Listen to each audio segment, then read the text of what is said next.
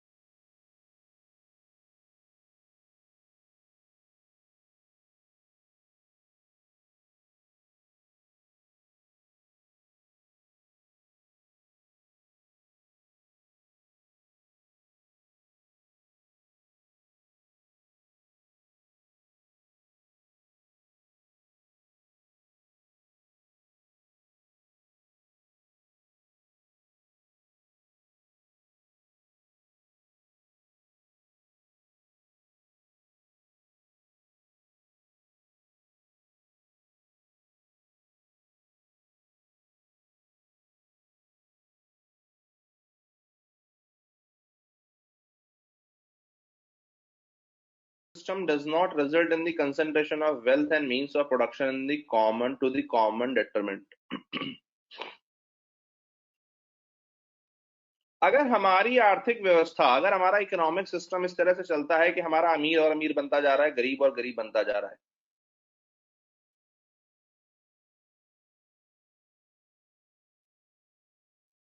तो फिर वो हमारे लिए सही नहीं है।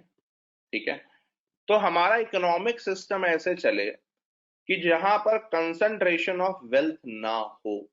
इसका एक छोटा सा एग्जांपल, अगर आपने देखा होगा तो 5 तक के जो इनकी इनकम है उनको टैक्स नहीं देना पड़ता है। जिनकी 5 लाख तक की इनकम है उनको टैक्स नहीं देना पड़ता है। जिनकी 30 लाख से ज्यादा इनकम है उनको ज्यादा टैक्स देना पड़ता है। प्लस कई बार उनके लग्जरी गुड्स अगर वो खरीदते हैं तो उन पे और ज्यादा टैक्स भी लग जाता है। ठीक है, कहने का मतलब क्या है कि हम इस तरीके से इकोनॉमिक सिस्टम को चलाने की कोशिश कर रहे हैं कि अगर आपके पास में ज्यादा है तो आप ज्यादा टैक्स दो, जिससे कि उस पैसे को यूज किया जा सके गरीबों के लिए। अगर आप कम कमाते हैं तो आप टैक्स मत दो। ठीक है, जिससे कि आपका एक सर्टेन लेवल ऑफ नीश बरकरार रहे। ठीक है, तो कहने का मतलब ये है कि the operation of economic system does not result in the concentration of wealth and means of production to the common determinant. ठीक है, तो इस चीज को ध्यान रखिएगा कि इकोनॉमिक सिस्टम जो है हमारा वो इस तरह से चले कि कंसंट्रेशन ऑफ वेल्थ ना हो। इसका एक और एग्जांपल, जैसे करप्शन क्या प्रमोट करता है? डेटरमेंट का मतलब होता है बाधा। ठीक है, कि जो एक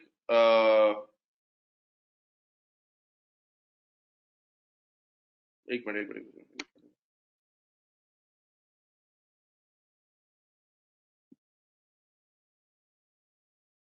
नहीं नहीं, वो तो डेटरेंस होता है। अच्छा, ये तो वो है कि ठीक है,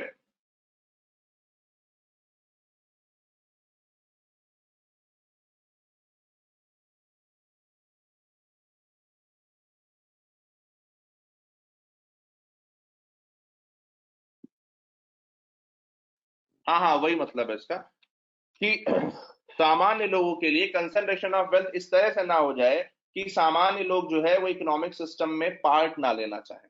ठीक है, ऑब्स्टिकल,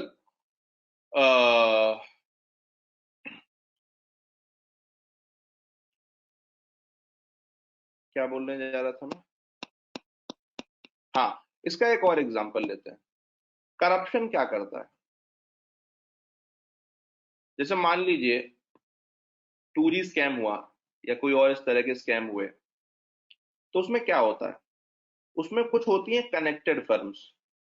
मान लीजिए एक आप है, ठीक है, you want to do business, लेकिन आपके बहुत अच्छे कनेक्शंस नहीं है। आप बहुत ट्रांसपेरेंट तरीके से काम करना चाहते हैं कि भाई वेबसाइट पे उनका टेंडर आएगा, मैं टेंडर भरूंगा और फिर मुझे वो टेंडर मिलेगा या नहीं मिलेगा, जो भी है। ठीक है, लेकिन एक दूसरा बंदा है हु इज वेल कनेक्टेड, तो वो क्या करेगा, जब भी वो टेंडर निकलेगा तो वो उसको जाकर के खुद ले लेगा। तो जब भी टेंडर निकलेगा तो बार बार वही जाकर के खुद लेता रहेगा। तो क्या किसी और के लिए अपॉर्चुनिटीज हैं वहां पर? किसी और के लिए वो इकोनॉमिक सिस्टम में कुछ बच रहा है? तो क्या कंसंट्रेशन ऑफ वेल्थ नहीं हो रही है? बताइए। तो जो करप्शन है वो भी एक तरीके से 39C के अगेंस्ट जाता है, जहां पर आप देखते हैं कि हमारा ऑपरेशन ऑफ इकोनॉमिक सिस्टम, अगर अगर हमारे यहाँ करप्शन है, अगर हमारे यहाँ ये कनेक्टेड फर्म वाला कल्चर है, तो हमारे यहाँ He's gone to the Lewis Glacier. He wants to draw his. It's very cold. ये जो दिख रही है फायर, दिख रही है आपको? ये फायर क्या है? This is lava which is flowing out of a volcano very peacefully without any explosions. This kind of volcano or this kind of lava is called basaltic lava. कौन सा लावा? Basaltic lava. जो बिना eruption के long distance, मतलब बिना किसी fanfare के, बिना फट के फ्लावर हुए, जो लंबे डिस्टेंस तक ट्रेवल कर सके, उसे कौन सा लावा कहते हैं? बैसाल्टिक लावा। ठीक है, अब समझो करता होता क्या है कि मान लो एक जगह जमीन के नीचे से ये एक जगह जमीन के नीचे से ये लावा निकल रहा है और लावा पे लावा लावा पे लावा निकलता जा रहा है। तो होता क्या है, नीचे का लावा ऊपर आया, अब ये इस तरह से बहुत डिस्टेंस तक ट्रेवल कर रहा है, एक लेयर बना दी उसने, लावा की एक लेयर, पूरी शीट पूरी जम गई, वो ठंडी हो गई, फिर नीचे से दूसरी लेयर आई वो जम गई, नीचे से तीसरी लेयर आई वो जम गई, नीचे से चौथी लेयर आई, पता है इस तरह से लेयर लेयर लेयर बन गई। और यही जब लावा की लेयर बहुत समय तक, समय मतलब 100-150 मिलियन ईयर तक, जब वो इसी तरह से बनी रहती है और उसके बाद में वो इरोड होती है, बारिश होती है, उसी में हवाएं आती हैं, तो धीरे धीरे यही बेसाल्टिक लावा जो है ये बनाता है लैक सॉइल। हाँ,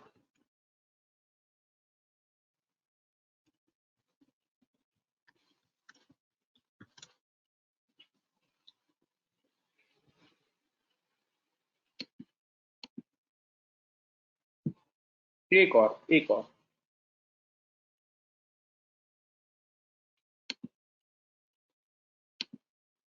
जरा ये वाला भी पढ़िए दीपिका, इसे भी भेजना जरा।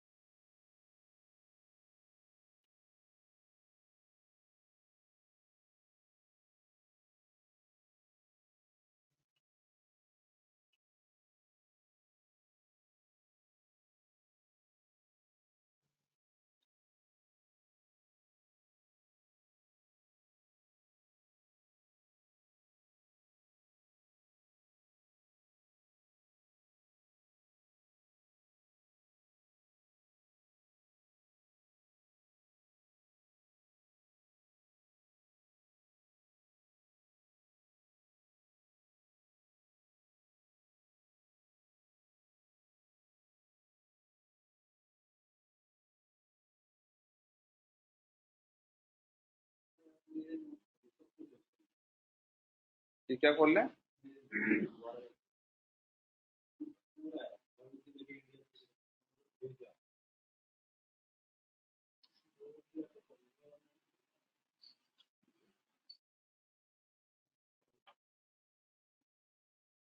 जरा ये पढ़ लेना एक बार।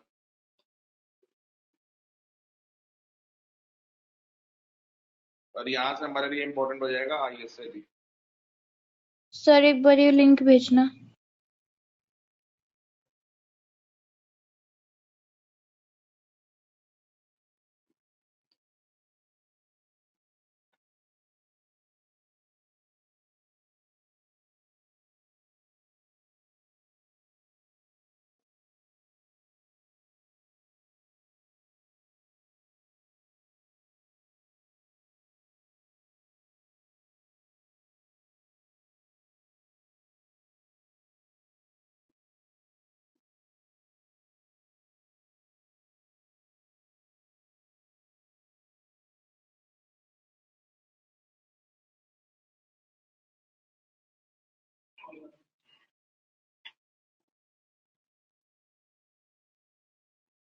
और जैसे मान लो मुझे इससे सवाल बनाना हो,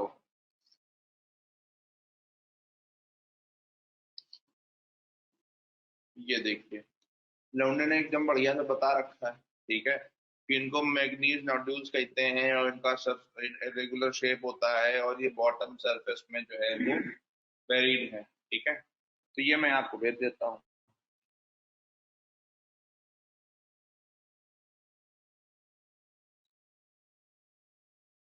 चट्टा से पढ़ दो जरा एक बार, फिर आगे बढ़े। grasses.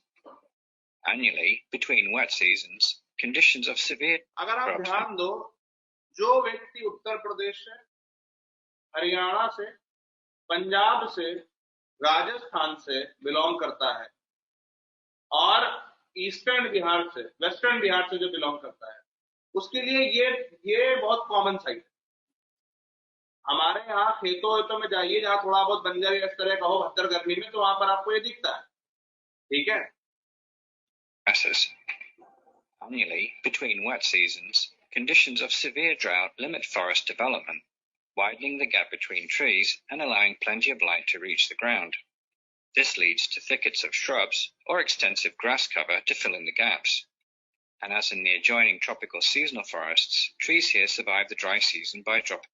तो इसको आप नॉर्मली देख के इतने सारे सवाल सही कर सकते हो ना एमसीक्यूज में, अगर आप पिछले साल के सवाल देखोगे। अब वो पूछते हैं कि which zebra can most commonly found in which of the biome. अब अगर आपने ये ध्यान से देख लिया कि भैया ज़ेब्रा कहाँ मिल रहा है, जिराफ कहाँ मिल रहा है, तो आपको मतलब समझो पढ़ना एक अलग विषय है, तो हमें पढ़ाई देंगे। लेकिन अगर आप इनको बहुत ध्यान से 2-4 बार देख लोगे तो पढ़ते समय तो आपको अबे तुमको पता है। ठीक है। Leaves. The Köppen climate type that dominates these regions is named after this biome, tropical savanna. So closely do the regions match in geographical extent. If we consult our Holdridge Life Zones chart, we can find savanna to the left of tropical forests, where overall rainfall is reduced and where it is described as either thorn steppe or woodland or very dry forest. But this chart tells only half the story, as it is. अब आप इसमें अगर ध्यान दो तो यहां पर क्या हो रहा है, ये प्रेसिपिटेशन है रेनफॉल का। आप देख रहे हो रेनफॉल बड़ा कम है, ठीक है ना, और अगर है भी तो सिर्फ कुछ ही महीनों में कंसंट्रेटेड है, उसके अलावा रेनफॉल नहीं। Drought of the long dry season in these areas rather than the overall amount of rain, which influences their character most strongly. Savannas are really transition zones between the verdant rain.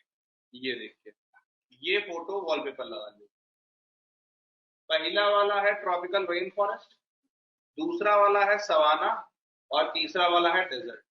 यानी कि इधर से इधर जाते समय rainfall कम होती जा रही है, और रेनफॉल कम होती जा रही है इसका मतलब वेजिटेशन खत्म होता जा रहा है, और तभी ट्रॉपिकल रेन फॉरेस्ट से सवाना तक का आपका चलना है। ठीक। अब इसमें आप जरा एटलस खोलिए, सब लोग, सभी लोग एटलस खोलिए वेजिटेशन वाला।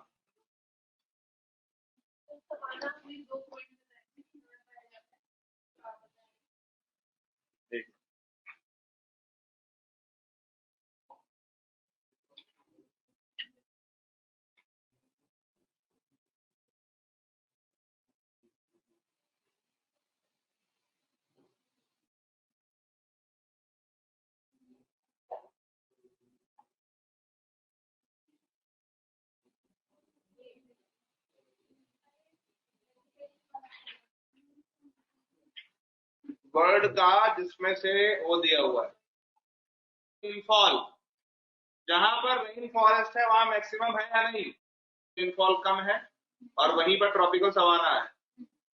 ट्रॉपिकल सवाना से थोड़ा ऊपर चलोगे तो रेनफॉल और कम है, और हम डेजर्ट की तरफ बढ़ रहे हैं। बस ये समझाने की कोशिश कर रहा हूँ। ठीक, यानी कि natural vegetation is directly dependent on rainfall. Economy is not working properly, then government decides to put some money in the hands of the people, and government ये करती कैसे है, how they do it, they either try to give money to the people, and how do you give money to the people?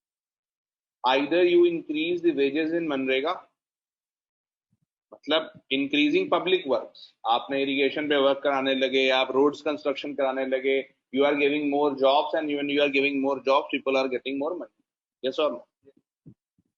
Second thing, और government can start buying things, like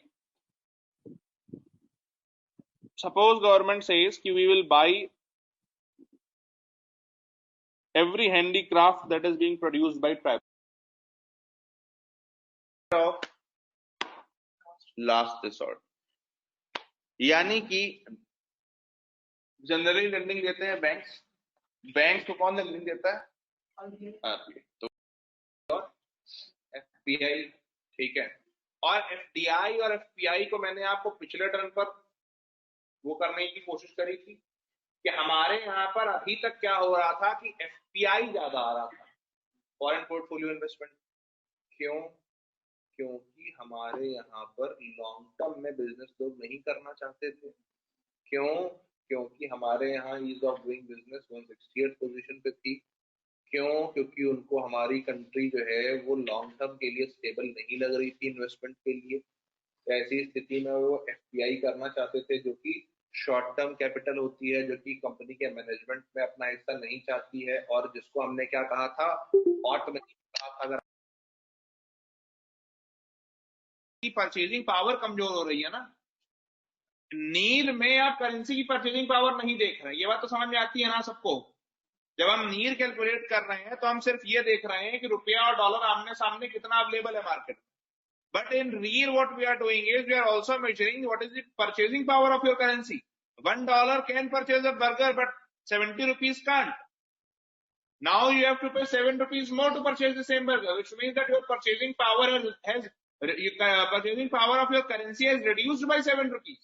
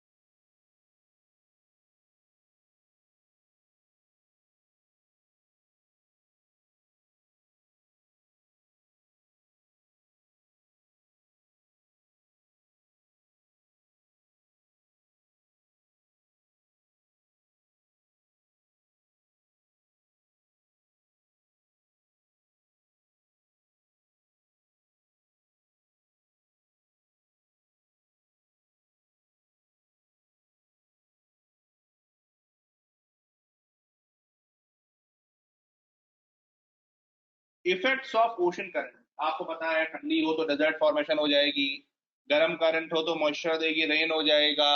ocean current जहां से निकल रही होगी वहां पर moderating effect करेगी। मतलब अगर एक ओशन करंट है और वो नॉर्वे के पास से निकल रही है तो क्या करेगी, वहां पर बहुत ज्यादा ठंडी नहीं होने देगी, वार्म होने की वजह से वहां पर थोड़ा सा मॉडरेशन रखेगी।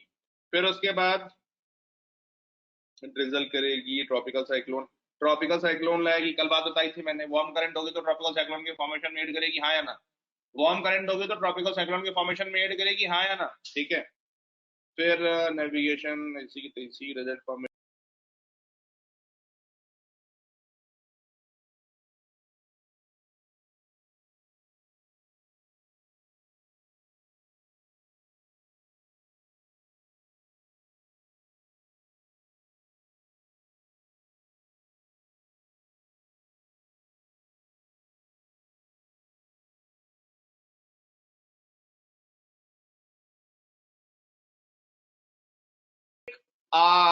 एक अलग तरीके का डेमोक्रेसी, एक अलग तरीके की पॉलिटी बनाता है, और चाइना को एक अलग तरीके की पॉलिटी बनाता है। ऐसा कौन सा डिसाइडिंग फैक्टर है जो इंडिया और सीरिया में, इंडिया और सोमालिया में, इंडिया और ईरान में, या इंडिया और अफगानिस्तान में, या इंडिया और पाकिस्तान में डिफरेंस क्रिएट करता है? ऐसा कौन सा डिसाइडिंग फैक्टर है जो ये डिफरेंस क्रिएट कर पा रहा है? अब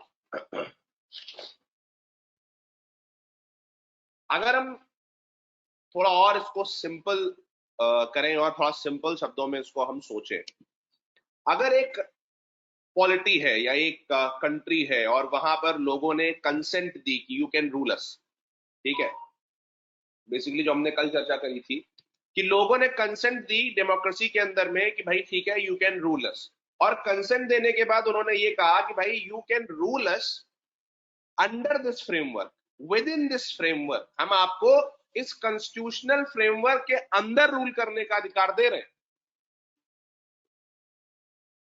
यानी कि इस कॉन्स्टिट्यूशन के हिसाब से रूल करने का अधिकार दे रहे हैं। तो अब मान लीजिए कि आपके यहाँ एक कॉन्स्टिट्यूशन के हिसाब से गवर्नेंस चल रही है और उस कॉन्स्टिट्यूशन में ये इंश्योर किया गया है कि सिटीजन्स और जो स्टेट है उसके बीच में एक फाइन बैलेंस बना रहे। आई रिपीट, सिटीजन और स्टेट के बीच में एक फाइन बैलेंस बना रहे, ये इंश्योर करने के लिए आपने फंडामेंटल राइट्स जो है आपने जो है अपने कॉन्स्टिट्यूशन में कुछ एक बेयर मिनिमम एक सेट ऑफ प्रिंसिपल्स को आपने डाला। ठीक, तो कहने का मतलब ओशन बनता है। ठीक, अब आगे आते हैं। अब इन्होंने बताया है कि भैया हमारा जो ओशन में जो टोटल वाटर है वो 97.25% है।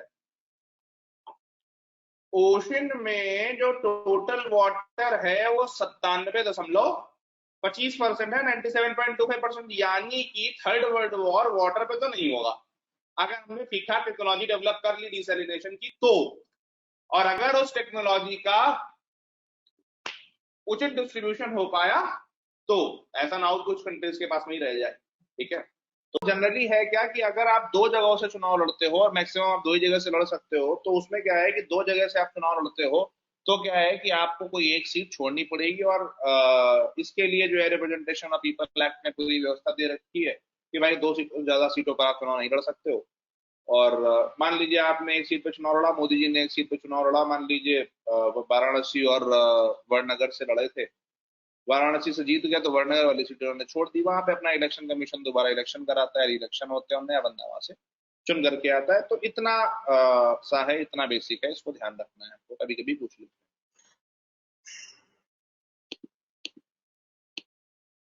को या आपके सेंटर और स्टेट के फ्रेमवर्क को बनाए रख सकती है कि आप जुडिशरी के पास जा सकते हो। अगर मान लीजिए जुडिशरी ही आपकी कॉम्प्रोमाइज हो गई, अगर आपकी जुडिशरी भी किसी भी तरह से गवर्नमेंट के कंट्रोल में आ गई, इसका मतलब क्या है कि फिर वो गवर्नमेंट का जो मन हो वो करे, सद्दाम हुसैन बन जाए। जैसे सद्दाम आप देखते थे क्या करता था, आज जो है वो एक स्टेट है, कल दूसरा स्टेट नहीं है, किसी किसी स्टेट की स्टेटुडी खत्म कर दी। तो इस तरह की व्यवस्था से बचाने के लिए किसी भी अच्छे कंट्री में, किसी भी साउंड फेडरल कंट्री में सबसे इंपॉर्टेंट क्या होता है, एक इंडिपेंडेंट जुडिशरी होनी चाहिए, जैसे यूएसए में है, जैसे हमारे यहाँ है। तो इस बात को भी ध्यान रखना है कि सबसे इंपॉर्टेंट चीज, अगर आपको लगता है कि भाई हमारा सेंटर और स्टेट का मामला ठीक चलना है, अब आप जुडिशरी का ओरिजिनल जुडिशरी होता यही है कि भाई सेंटर और स्टेट के बीच में जो भी डिस्प्यूट्स है उनको रिजॉल्व करना, तो उसके लिए आपको ध्यान रखना होगा कि आपकी जुडिशरी जो है वो कैसी होनी चाहिए, स्ट्रांग होनी चाहिए। जुडिशरी कैसी होनी चाहिए, इंडिपेंडेंट होनी चाहिए, कोई गवर्नमेंट का कंट्रोल ना हो। कि कोई अरेस्ट हो, उसका रीजन बताओ, पब्लिक इंटरेस्ट में आप चूज कर सकते हो ना भी बताने को, 24 घंटे के अंदर उसको पुलिस के पास पहुंचाओ। लेकिन यहाँ एक खेल होता है। खेल क्या होता है कि जैसे मान लीजिए 24 घंटे में पुलिस जो है वो आपको जज के सामने ले गई, और जज को लगता है कि भाई जो है वो ये व्यक्ति जो है बहुत मतलब इसको बहुत ज्यादा इंटेरोगेट करने की या ऐसा कुछ करने की जरूरत नहीं। तो आपने सुना होगा, कई कई बार कहते हैं कि जैसे कोई मामला हुआ, मान लो सलमान खान का जोधपुर वाला मामला हुआ, तो उसमें ये बोल दिया कि भाई इनकी जुडिशियल कस्टडी है, या कई बार बोल देते हैं नहीं इनकी पुलिस कस्टडी है। तो अंतर क्या होता है जुडिशियल कस्टडी में और पुलिस कस्टडी में? ऐसा नहीं होता है कि जुडिशियल कस्टडी में वो जज के साथ में बैठ करके वो नाश्ता पानी कर रहे हैं या जज के साथ में बैठ के सो रहे हैं, ये नहीं होता है। मतलब दोनों का सेम है कि जुडिशियल कस्टडी और पुलिस कस्टडी में ले पुलिस जाएगी, लेकिन जुडिशियल कस्टडी जब होती है तो होता क्या है कि आप उसको जेल में नहीं पूछ सकते, आप उसको पुलिस स्टेशन में रखिए, बैठा लिए अपना जो भी वहां पर, और आप जो है वो मतलब थर्ड डिग्री नहीं लगा सकते। आप ये नहीं कि झपड़िया पड़े बिल्कुल मारा कूटी कर रहे हैं कि बताओ बताओ बताओ, वो सारी चीजें आप नहीं कर सकते। तो judicial custody you can say it is custody without police power to interrogate him or to try to get information from him. It is not police remand, it is just judicial custody, जहां पर आपको ये बोला गया कि भाई ये कहीं भाग उग ना जाए, तो हम 24 घंटे या 2 दिन की 1 दिन की जुडिशियल कस्टडी दे देते हैं। तो इससे पहले कि हम आगे कहीं जाएं, इससे पहले कि हम ये प्रिवेंटिव डिटेंशन के बारे में बात करें, आपको पहले तो ये पता होना चाहिए। ठीक है, एक्साइज एंड जीएसटी। ठीक, So suppose the automobile sector is seeing a slump. So what you will do? First of all, you can say that we will decrease the corporate tax rate, because generally all the companies that are making automobile, they are big giant corporates. Okay? So we will decrease the corporate tax rate by amending Income Tax Act. Yes or no? Number two, what we'll do, we'll see that okay, for making an automobile, you need to import these 5 things. And import duty on those things is higher, and we are also not able to, we are not capable of manufacturing those goods. So when we are not capable of manufacturing those goods which are used in making an automobile, what we will do? We will decrease import duty, or will decrease custom duty on those goods. जिससे क्या होगा? The cost of those products will be decreased. So when you make an automobile, what will happen? The cost of automobile will be decreased. Yes or no? Similarly, what we can do, we can decrease the GST rate on automobile so that people find it cheaper. Yes or no? Similarly, what more we can do? We can say that if these automobile companies are generating enough employment, then we will give you additional subsidy, employment generation subsidy. If you generate 50,000 employment, you will be given some subsidy. So it will again enthuse the car makers. और आपने देखा होगा कि एक ordinance जो आया था अपना, जिसमें से लैंड एक्विजिशन वाला ऑर्डिनेंस था कि लैंड एक्वायर करने के लिए गवर्नमेंट एक ऑर्डिनेंस लाई थी, फिर बाद में गवर्नमेंट ने एक लॉ बनाया कि कैसे गवर्नमेंट जो है लैंड को एक्वायर कर सकती है। तो इसका मतलब क्या है कि बिना लॉ के कोई आपसे आपकी लैंड छीन नहीं सकता। इसका मतलब क्या है कि जो हमारा राइट टू प्रॉपर्टी है वो क्या है? एक लीगल राइट है। और उसके अलावा एक चीज और हमको ध्यान रखनी होगी कि सभी सिटीजन्स के पास में ये राइट टू प्रॉपर्टी है, यानी कि आप किसी के साथ भी कोई इस तरह का भेदभाव नहीं कर सकते। Every citizen, no citizen can't be deprived of right to property without the due process of law। बिना एक लॉ के कोई भी सिटीजन को डिप्राइव आप नहीं कर सकते हैं राइट टू प्रॉपर्टी से, एज रिटन इन आर्टिकल 308।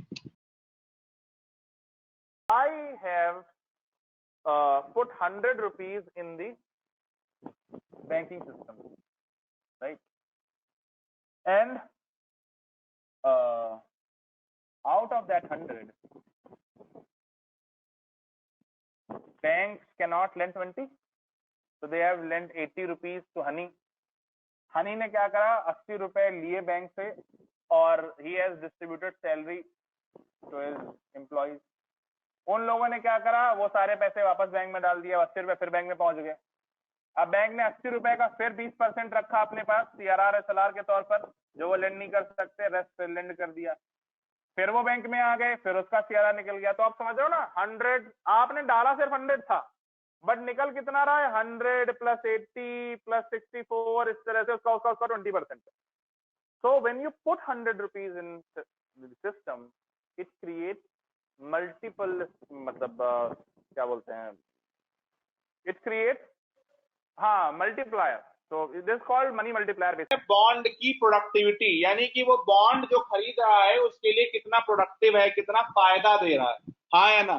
मान लीजिए आपने गवर्नमेंट का 100 रुपए का बॉन्ड खरीदा और आपको एक साल में 4% का इंटरेस्ट मिलना था, 4% का आपको इंटरेस्ट मिला ऑन दैट 100 रुपीज का bond, right? But you suddenly discovered that these factors are worst in your country, and people are losing belief in your economy and in your government. So what you will do? You will think, just sell it off, just sell this bond. So you will want to sell that 100 rupees ka bond to me. Now I'll say, listen, your government is not doing good, so I'm not going to pay you 100 rupees for this, because I don't know whether I will give 100 rupees from your government or not after its maturity period 4 years, right? So I'll say I'll give you 70 rupees. You will say just give me cash and I don't want to hold it. You have given me that bond for 70 rupees. Now for you it has yielded only 4 rupees. But think about me. I have now that bond 100 rupees, right? And now for 3 years I will get 4 rupees interest rate on 100 rupees. And when my 4 years are done, I'll go to government and I'll say, take your bond, give me 100 rupees. Now you have purchased the bond for 70 rupees from other person. And now you are giving to the government the bond and asking for 100 rupees because the face value of bond is 100 rupees. The amount written is 100 rupees. So for you, the profit is 30 rupees directly, 70 to 30, and 3 years ka interest rate 12. So you have earned 42 rupees, which means the productivity of bond has increased for you. But productivity or bond yield increases when the belief in you, belief in your government, belief in your economy decreases. Yes or no? Or there is some other economy in which belief is increasing. Yes or no? Or there is some other economy in which belief is increasing because what they will say, I'm not going to purchase this bond, I'm going to purchase that bond because that economy is doing fine. So this economy will say, please, take it. I'll offer you better interest rate.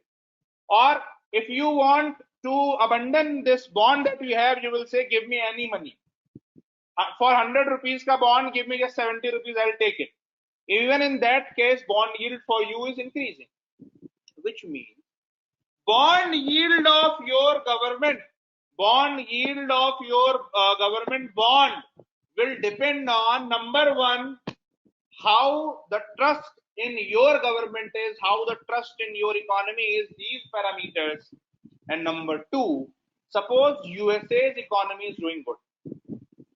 So what will happen? People will want to buy the bonds of US government. Why? Because they think that they are doing good. So they will return their money anyhow, right? And suppose USA economy is now rebounding, they are doing very good. So Indian government, if they want people to purchase their bond, they have to, offer higher interest rate. Do you understand? If US economy is doing fine, then Indian economy or Indian government has to offer better interest rate. Otherwise, people will go and invest in the bonds of USA and not in India because USA economy is doing fine. So in this case, Indian economy or Indian government has to pay better interest rate, which means the yield for Indian government bond will be high. एक छोटी सी कहानी और वो हर प्रकार की आर्बिट्रीनेस से, हर प्रकार के अनजस्ट क्लासिफिकेशन से, हर प्रकार के अनरीजनेबल क्लासिफिकेशन से हमें प्रोटेक्शन देता है। सुप्रीम कोर्ट ने कई सारे केसेस में बोला कि गवर्नमेंट ऑफ इंडिया जो है या जो आपका यूनियन पार्लियामेंट या स्टेट्स हैं, they can create reasonable restrictions for making laws for one part of society, another part of society. But the idea here is that the basic motto of Article 14 is जो हमारी main line है fundamental rights की, to prevent the arbitrary and tyrannical nature of state. अगर state कोई भी ऐसा arbitrary law बना रहा है जो सोसाइटी के एक सेक्शन के लिए है और दूसरे सेक्शन के लिए नहीं है, या एक सेक्शन के लिए बहुत ज्यादा बायस्ड है, इसका मतलब क्या है कि आर्टिकल 14 के अगेंस्ट जा रहा है। वो article 14 specifically protects this arbitrariness, protect citizens from this arbitrariness of the state. तो जब आप हम ऐसे एक्ट की बात कर रहे होते हैं, जैसे मान लो सीए है, तो सबसे पहले मतलब क्या, सिटीजनशिप अमेंडमेंट एक्ट। अरे होती क्या है सिटीजनशिप, कौन ले सकता है, किसके पास पावर है, हमारे यहाँ सिटीजनशिप का कॉन्सेप्ट क्या है, बिना ये सोचे समझे आप कुछ भी बोल रहे हैं।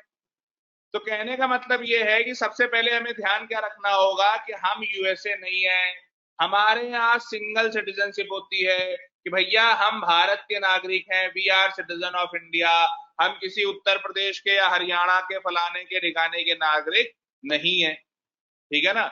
और मान लीजिए कि आपके यहां पर ऐसा हो रहा है कि किसी बंदे ने सिटीजनशिप को, अब भाई सिटीजनशिप क्या है कि मान लीजिए अब जैसे सीए में है कि अगर आप कुछ दिन यहाँ रह रहे हैं, कोई फॉरेनर है वो कुछ दिन यहाँ रह रहा है, तो हमारे यहाँ एक नेचुरलाइजेशन का प्रोसेस होता है कि भैया आप 11 साल यहाँ रहने के बाद में सीए में हमने उसको घटा के 5 साल कर दिया है कि आप इतने साल यहाँ रहने के बाद में क्या कर सकते हो, आप यहाँ के सिटीजनशिप के लिए अप्लाई कर सकते हो। लेकिन ऐसा नहीं है कि सिटीजनशिप एक बार मिल गई तो बस हो ही गया। कौन सा फॉरेनर्स एक्ट 1956 क्या कहता है, फॉरेनर ट्रिब्यूनल बनेंगे जिसके अंदर अभी अभी पावर दिए डीएम को, अगर उसको लगा कि कुछ आप you are doing something hanky panky तो टांग देगा सिटीजनशिप आपकी, समझ रहे हैं। तो मतलब कहने का मतलब ये है कि सिटीजनशिप जो है वो एक इटर्निटी तक चलने वाला एंडाउमेंट नहीं है। अगर मान लो कोई ऐसा बाहर का बंदा हमारे यहाँ आ रहा है, कुछ हैंकी पैंकी कर रहा है, जैसे लोग दुनिया भर ज्ञान दे रहे हैं सीए में, तो अगर लगता है कि कोई बाहर का बंदा यहाँ आके कुछ कर रहा है तो वी कैन स्ट्रिप हिम और हर ऑफ द सिटीजनशिप। तो उस चीज को भी ध्यान रखना है। अब हम पढ़ते हैं इसके स्टेटमेंट एंड ऑब्जेक्ट। अब आपके सामने फोटो खुली है, फोटो में आप देख रहे हो कि भैया कितना टैक्स जो है, कौन कौन सा टैक्स कितना आ रहा है, indirect tax, direct tax. Direct tax में जो है वो इनकम टैक्स कितना है, कॉर्पोरेट टैक्स कितना है, इनडायरेक्ट में जीएसटी, यूनियन एक्साइज कितना है।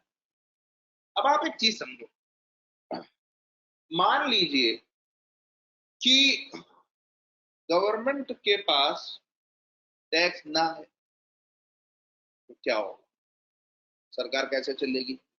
ये जो आप देख रहे हो डायरेक्ट टैक्स, अगर ये भी ना है, लोग टैक्स चोरी करने लगे तो कैसे चलेगा। अब जो टैक्स चोरी है वो होती क्या है, जैसे मान लो आप सुनते हो करप्शन है, ब्लैक मनी है, दुनियादारी। ब्लैक मनी क्या है, डिसप्रपोर्शनेट एसेट, अनडिस्क्लोज्ड एसेट। भैया यहाँ लिखा है टैक्स ऑन इनकम 23% है, कॉर्पोरेट इनकम टैक्स 31% है। अगर आप बताओगे ही नहीं कि मेरी इनकम कितनी है तो उस पर वो टैक्स कैसे लेंगे। और सरकार की चिंता यही तो होती है कि उनको पता ही नहीं चल रहा, इसीलिए तो डिजिटलाइजेशन, डिमोनेटाइजेशन, दुनियादारी करते रहते हैं। दे डोंट नो कि आपकी इनकम क्या है। अगर उनको आपकी इनकम ही नहीं पता है तो वो फिर कैसे टैक्स लेंगे, और टैक्स नहीं लेंगे तो कैसे सरकार चलाएंगे। और ब्लैक मनी इसी वजह से इतनी ज्यादा प्रॉब्लमेटिक होती है। हाँ भाई, तो जल्दी जल्दी एक बार यहाँ पर देख लीजिए कि कौन कौन सी चीजें जो है वो इम्पोर्टेंट है। जैसे मान लो बाइकैमेरलिज्म की बात कर रहे हैं, एग्जीक्यूटिव काउंसिल में 6 लोगों को जोड़ने की बात कर रहे हैं, और Sikh, Indian, Christian, Anglo Indians and Europeans, सिर्फ और सिर्फ इन लोगों को बोल रहे हैं कि एक्स्ट्रा रिप्रेजेंटेशन मिलेगा अदर देन मुस्लिम्स, ठीक है ना। तो वो ध्यान रखेंगे।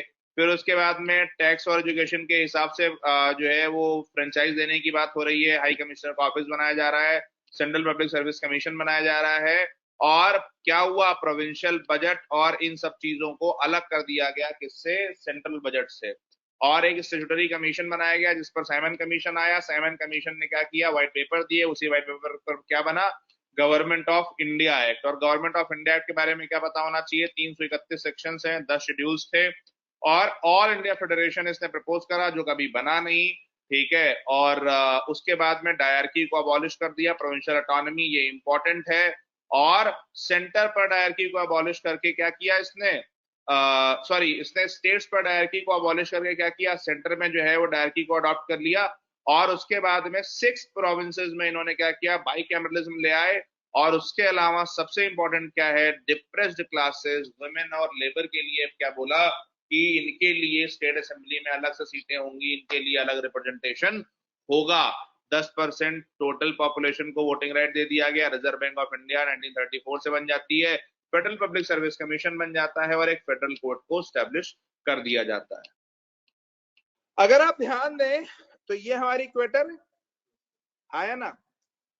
अब देखो इस इक्वेटर में यहां पर तो हपाहप बिल्कुल रेनफॉल हो रहा, ठीक। एक चीज ध्यान दो, यहां पर जो हवा चल रही है वो कुछ इस तरह से चल रही है, आया ना।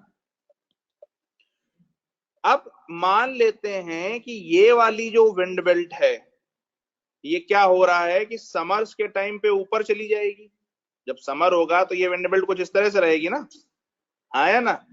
समर के टाइम पर जब ये विंड बेल्ट ऊपर जाएगी तो क्या होगा, यहां से मान लीजिए इसने पानी उठाया और इसने इस तरह से बारिश करनी चालू की, ठीक, तो इसने इस वाले एरिया को एरिड बना दिया, ठीक। सिमिलरली नीचे वाला जो ये वाला होगा, ये जो है वो यहां से पानी उठाएगी और क्या करेगी, इधर वाले एरिया में खूब पानी बरसा देगी, जो इसके आसपास का एरिया है। कहने का मतलब क्या है कि हमेशा जो ये वाला इनका कोस्ट है, जो वेस्टर्न कोस्ट है, वहां पर रेनफॉल कम मिलेगा। क्यों? क्योंकि ईस्टर्ली 23.5 एंड 23.5 के बीच में आने के कारण हो क्या रहा है, ये ईस्टर्ली के इन्फ्लुएंस में आ रहे हैं, और ईस्टर्ली के इन्फ्लुएंस में आने के कारण क्या हो रहा है कि वो ईस्ट से चल रही है, तो पहले वो इधर पानी देंगी, बाद में वो इधर पानी देंगी, और यहां तक आते आते उनका मॉइस्चर भी खत्म हो जाएगा। अब एक चीज और आपके दिमाग में आ सकती है कि सर यहां डेजर्ट क्यों है, ये दिख रहा है ना,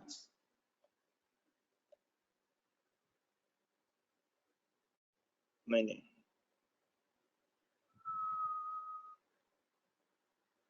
अरे वो फोटो कहां गई,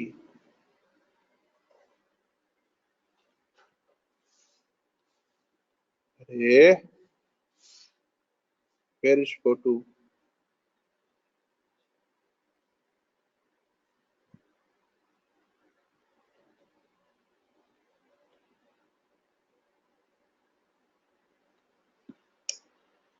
क्या है यार,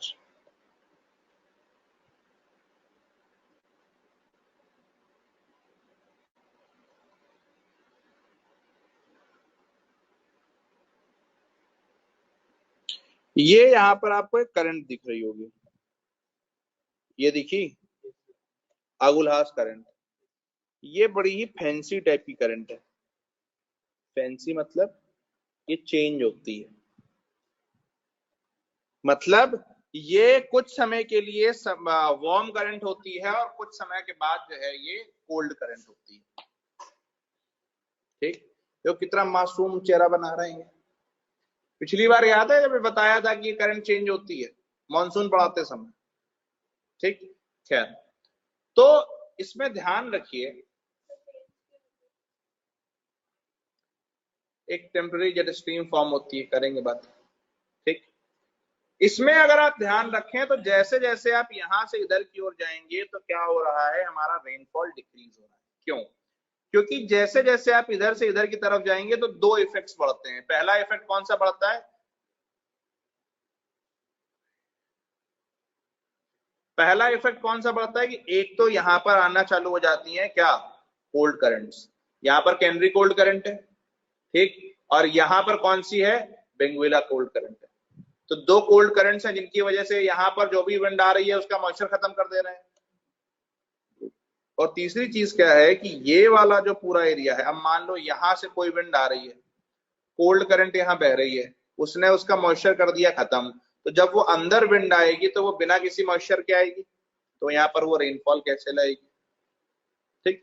और जो हमारी विंड बेल्ट की शिफ्टिंग हो रही है, अगर वो आप ध्यान दें तो एक टाइम पर आईटीसीजे ट्रॉपिक ऑफ कैंसर पर हो जाता है ना, एक टाइम पर आईटीसीजे ट्रॉपिक ऑफ कैंसर पर हो जाता है, मतलब एक समय पर जो ईस्टर्ली विंड्स है वो इस तरह से चल रही होंगी, ठीक है, और उस समय पर जो नीचे वाली विंड, जब ये ऐसा होगा तो नीचे वाला ऐसा होगा, है ना, यानी कि दोनों के पास में मॉइस्चर कोई बहुत तगड़ा सोर्स नहीं है, ठीक है ना।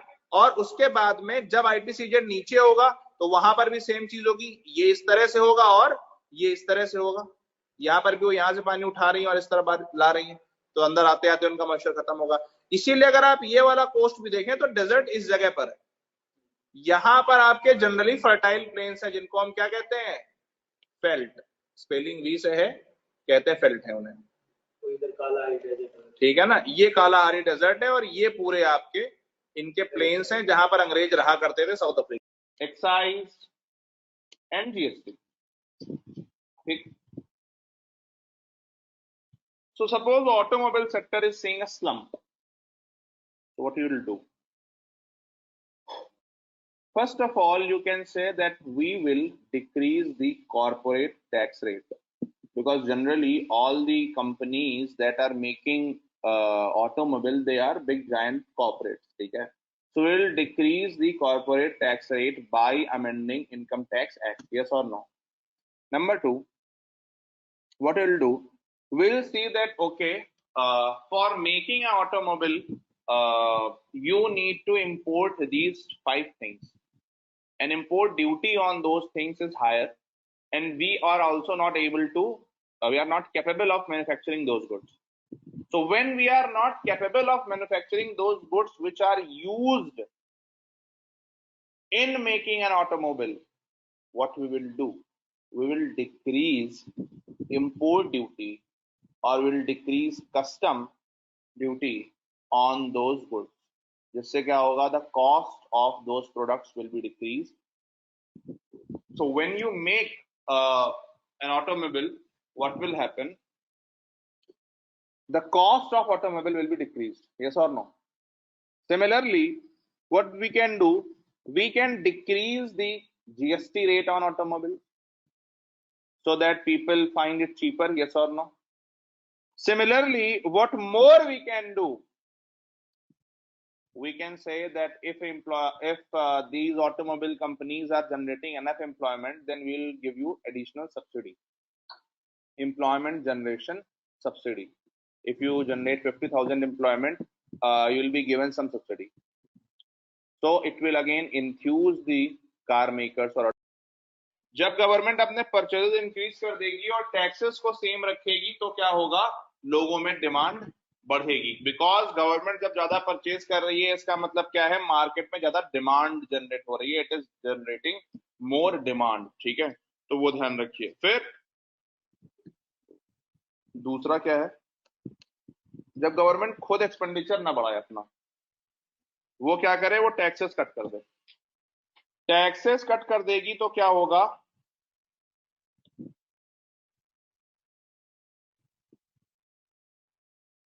लोगों के पास ज्यादा पैसे होंगे और जब लोगों के पास ज्यादा पैसे होंगे तो क्या होगा? They will be able to consume more, they will be spending more, and when they will be spending more, it will generate more demand in your economy. ठीक है. फिर working properly, then government decides to put some money in the hands of the people. And government ये करती कैसे है? How they do it? They either try to give money to the people. And how do you give money to the people? Either you increase the wages in MNREGA, मतलब increasing public works. आपने irrigation पे work कराने लगे, आप roads construction कराने लगे, you are giving more jobs, and when you are giving more jobs, people are getting more money. Yes or no? Second thing, our government can start buying things like, suppose government says कि we will buy every handicraft that is being produced by tribal of last resort. यानी कि generally lending देते हैं banks. Banks को कौन lending देता है? RBI. तो लेंडर ऑफ लास्ट रिसोर्ट. ठीक है. सरकार को लेंडिंग देने वाला, सरकार का बैंकर कौन? आरबीआई. और बैंक्स का बैंकर कौन? आरबीआई. ठीक है. तो ये दो चीजें ध्यान रखिएगा. एफपीआई. ठीक है. और एफडीआई और एफपीआई को मैंने आपको पिछले टर्म पर वो करने की कोशिश करी थी कि हमारे यहाँ पर अभी तक क्या हो रहा था कि एफपीआई ज्यादा आ रहा था, फॉरेन पोर्टफोलियो इन्वेस्टमेंट. क्यों? क्योंकि हमारे यहाँ पर लॉन्ग टर्म में बिजनेस लोग नहीं करना चाहते थे. क्यों? क्योंकि हमारे यहाँ ease of doing business 168 position पे थी. क्यों? क्योंकि उनको हमारी कंट्री जो है वो लॉन्ग टर्म के लिए स्टेबल नहीं लग रही थी इन्वेस्टमेंट के लिए.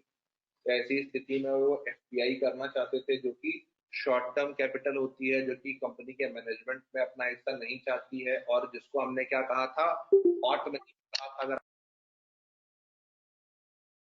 परचेजिंग पावर कमजोर हो रही है ना, नील में आप करेंसी की परचेजिंग पावर नहीं देख रहे. ये बात तो समझ में आती है ना सबको?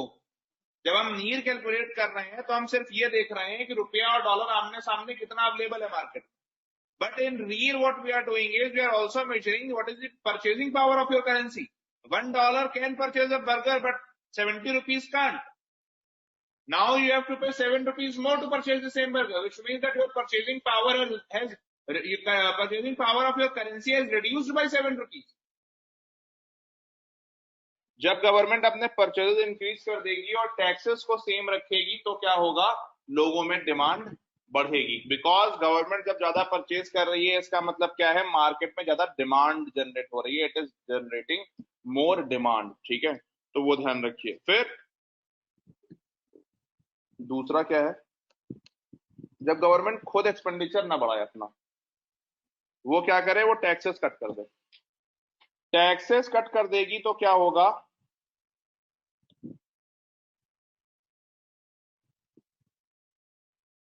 लोगों के पास ज्यादा पैसे होंगे.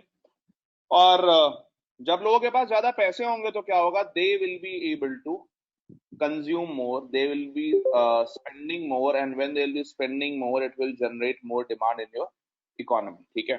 फिर